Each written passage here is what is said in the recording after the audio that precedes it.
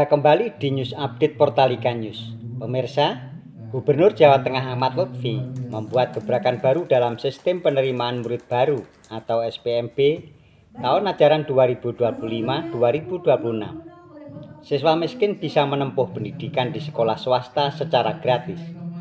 Menggratiskan biaya pendidikan di sekolah swasta ini menjadi yang pertama di Indonesia.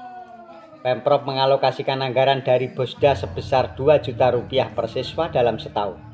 Ini gratis bagi siswa miskin di sekolah swasta yang ditunjuk.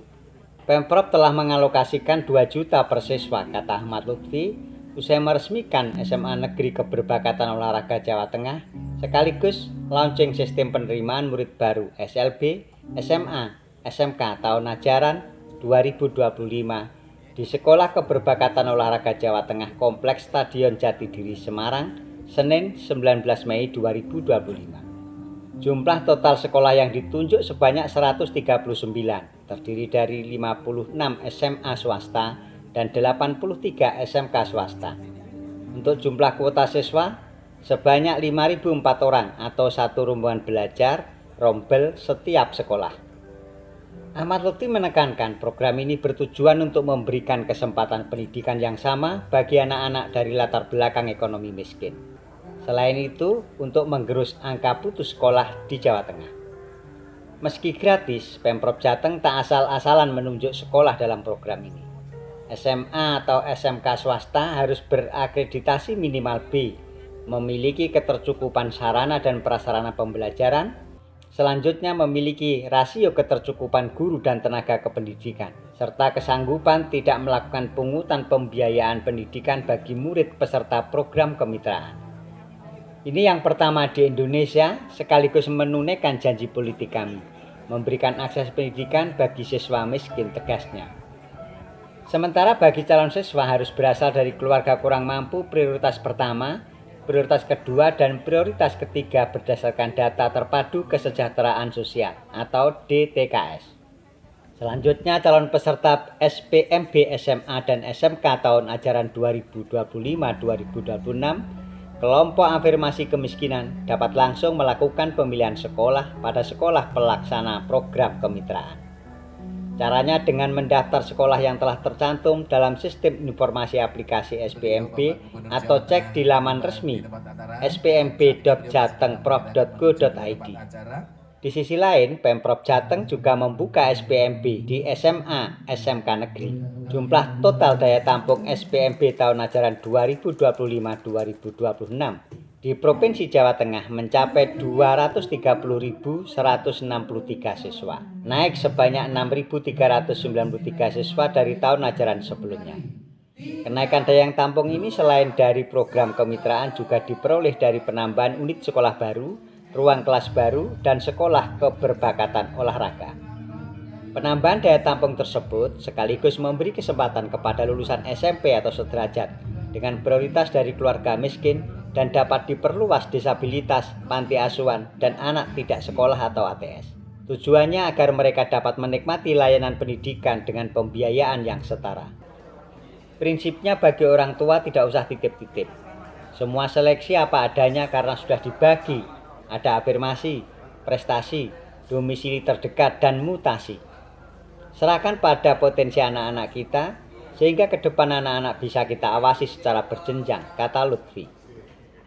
Kepala Dinas Pendidikan dan Kebudayaan Provinsi Jawa Tengah Sadimin menambahkan, kemitraan ini merupakan satu-satunya dan pertama di Indonesia. Secara teknis pendaftaran disesuaikan dengan juknis yang ada. Masing-masing sekolah yang bermitra tadi MOU dengan Dinas Pendidikan dan Kebudayaan Provinsi Jawa Tengah. Sementara itu anggota Komisi E DPRD Provinsi Jawa Tengah, Yudi Indra Swindarto, mengapresiasi langkah Pemprov Jateng dengan terobosan menambah daya tampung melalui kemitraan tersebut. Kalau itu bisa didorong untuk anak-anak dari keluarga kurang mampu, maka akan memberikan kesempatan lebih besar untuk sekolah. Terkait tahapan SPMB SMA Negeri dan SMK Negeri di Jawa Tengah akan dimulai pekan depan. Tahapannya sebagai berikut. Pengajuan akun tanggal 26 Mei sampai 10 Juni 2025. Verifikasi berkas tanggal 27 Mei sampai 10 Juni 2025. aktivasi akun tanggal 3 sampai 10 Juni 2025, pendaftaran atau pemilihan sekolah dan perubahan pilihan tanggal 12 sampai 17 Juni 2025. Pengumuman hasil seleksi tanggal 20 Juni 2025. Daftar ulang 23 sampai 26 Juni 2025. Pengumuman daftar peserta cadangan tanggal 27 Juni 2025. Daftar ulang cadangan 2 sampai 3 Juli 2025. Awal tahun ajaran 2025-2026 akan dimulai 14 Juli 2025. Baik rekan wartawan, pagi ini kita launching terkait dengan SMA keberbakatan. Jadi adik-adik kita, anak-anak kita yang SMA ini mempunyai bakat-bakat terkait dengan olahraga dari mulai tinju, atletik, kemudian gulat, pencak silat, panahan, tinju, dan semuanya kita wadahi. Dan ini baru satu-satunya di Indonesia kita, khususnya Jawa Tengah, kita laksanakan ini dengan anggaran APBD maupun APBN. Yang sudah kita lakukan mau kelas 2 itu hampir 132, yang hari ini kita terima hampir 98 ya. Tentu SMA ini menjadi andalan kita, yang artinya bahwa potensi wilayah Jawa Tengah dengan adanya PON yang 71 emas kemarin akan menunjang potensi wilayah kita, terutama anak-anak kita yang mempunyai bakat terpendam. Sehingga saya himbau kepada anak-anak didik kita untuk selalu mengangkat prestasi di tempat kita lewat olahraga dengan tetap belajar di sini. Sarana prasarana, kemudian tempat latihan, asrama sudah kita siapkan, tinggal mereka kita gembleng menjadi anak kita masa depan. Itu yang pertama. Kemudian yang kedua, dengan hadirnya para instansi vertikal yang bersama-sama, ini bentuk daripada kepedulian kita kepada anak-anak kita. Saya yakin bahwa dengan kita kebersamaan antara kita dengan instansi lain akan memupuk kebersamaan dalam rangka menyongsong anak kita di masa depan. Itu yang saya sampaikan, terima kasih. Ada pertanyaan? Yang SPMB kita menerima hampir 6.000. 6.000 rinciannya, kalau itu tidak cukup, kita akan bekerja sama kemitraan dengan SMA swasta.